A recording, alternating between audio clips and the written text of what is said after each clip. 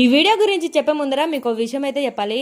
ఇప్పుడే ఒక 10 నిమిషాల ముందర నేను ఇన్స్టాలో ఒక వీడియో అయితే చూసాను. అదే ఇప్పుడు బాగా ట్రెండ్ అవుతున్న పాలకోవా బన్నుది. దాంతో తప్పేవరదంటారో కామెంట్ అయితే చేయండి. నన్ను అడిగితే ఆడ కల్తీ జరుగుతుందని నేను ఎక్కువగా అడగడం కంటే 10 రూపాయలకే ఎందుకు అమ్ముతున్నారు, 30-40 అట్లా అమ్మొచ్చు కదా అని ఎక్కువగా అడుగుతున్నారు. ఎందుకో మరి ఆడ ప్రాబ్లం ఏంటబ్బా, కల్తీ జరుగుతుందని కదా, దాని గురించి వదిలేసి రేటు గురించి ఎందుకబ్బా, ఎక్కువ అమ్ముతే ఎక్కువ రేట్ అంటారు, తక్కువ అమ్ముతే తక్కువ రేటు కల్తీది అంటారు. నాకైతే వీడియో చూడగానే అసలు ఆయన ఆత్మాభిమానం మీద దెబ్బ కొట్టినట్టు అనిపించింది. నిజ మీద అబద్ధమేదో ఆ దేవుడికే తెలియాలా, నాకైతే అట్లా అనిపించింది. మీకేమనిపించిందో కామెంట్ అయితే చేయండి. ఈ సమాజాన్ని అర్థం చేసుకోవడం మన వల్ల కదబ్బా, అందుకని ఇవన్నీ వదిలేసి ఇక మన వీడియోలోకి వెళ్ళిపోతాం. ఈ వీడియో విషయానికి వస్తే ఈసారి మాత్రం రథసప్తమికి అసలు ఇంట్లో దీపం వెలిగించుకోవడం కుదరలేదు. ఎందుకంటే అందరికి తెలిసింది కదా లేడీస్ ప్రాబ్లం.